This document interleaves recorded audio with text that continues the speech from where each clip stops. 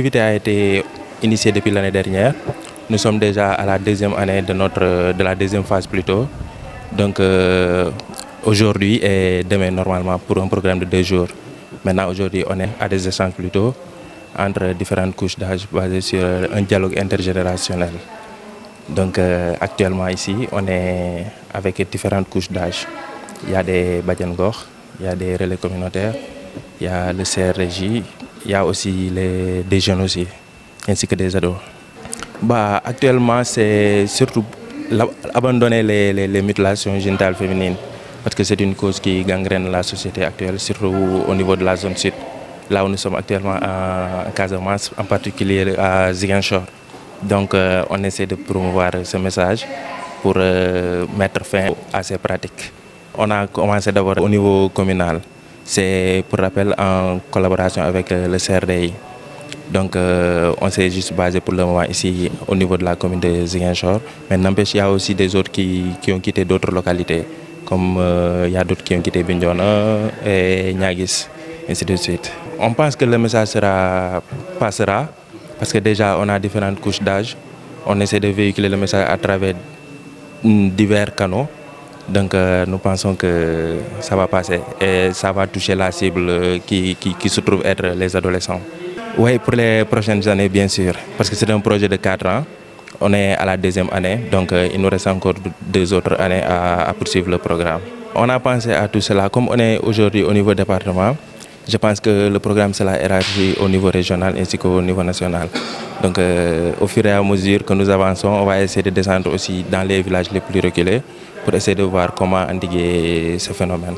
L'objet de la rencontre aujourd'hui, c'est un dialogue intergénérationnel organisé avec l'appui du réseau des jeunes pour la promotion de l'abandon des MGF, qui est accompagné par le CRDI et l'Affaire mondiale Canada pour un projet de 4 ans à Ziguinchor, à travailler à promouvoir toute initiative positive conduisant à limiter ou en tout cas à abandonner carrément et totalement les mutilations génitales féminines et la maltraitance des enfants.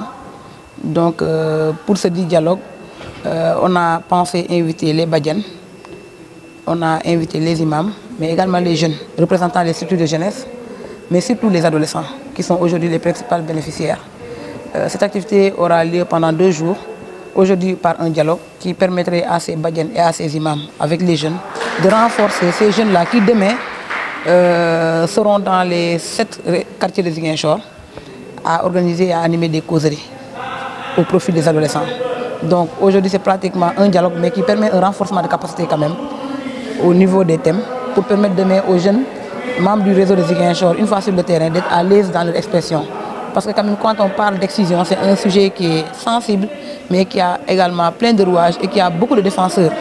Donc c'est bon d'armer ces jeunes-là pour qu'une fois sur le terrain, qu'ils puissent être à l'aise dans leur expression.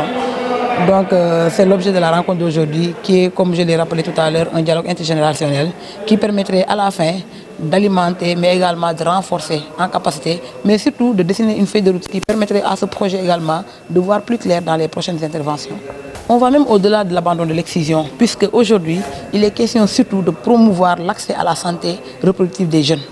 Parce que nous avons pensé et constaté que c'est un problème d'information qui fait que souvent des jeunes finissent mal parce que tout simplement ils n'ont pas eu droit à la bonne information ou ils n'ont pas eu droit à la bonne formation.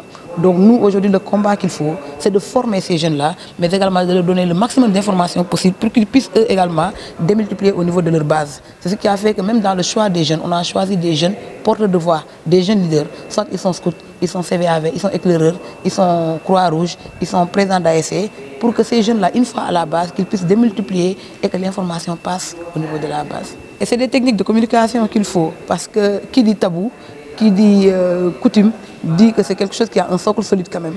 Et pour déraciner tout ça, il faut une stratégie sérieuse. Et nous travaillons à ça, ce n'est pas pour rien qu'on a misé sur 4 ans, parce qu'il y a des préalables qui ont été faits, le terrain a été étudié, nous avons compris les zones de résistance, donc c'est la raison pour laquelle on a pensé outiller le maximum possible ces jeunes-là. Ils ne seront jamais outillés suffisamment, mais on compte sur la collaboration de tous pour que ces jeunes-là soient davantage outillés à pouvoir aller vers la conquête des objectifs qui nous attendent, qui sont de ne plus avoir affaire à des jeunes qui n'ont pas accès à la bonne information et qui après se mettent à regretter. Donc l'objectif en réalité c'est ça, c'est de clarifier tout ce qui est zone d'ombre en rapport avec la santé de la reproduction dans la région de Ziguinchor.